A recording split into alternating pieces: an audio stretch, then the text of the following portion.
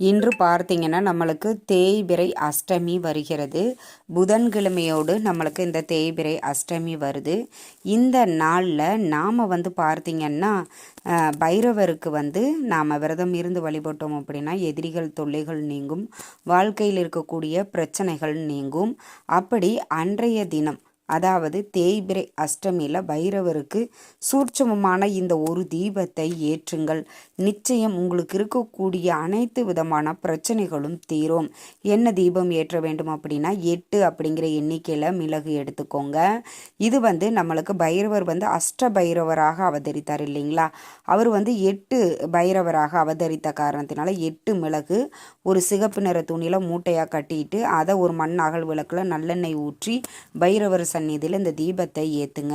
இந்த மிளகு எப்படி வெடித்து சிதறுகிறதோ அதே மாதிரி உங்கள் வாழ்க்கையில் உள்ள பிரச்சனைகள் துன்பங்கள் அனைத்தும் நீங்கும்.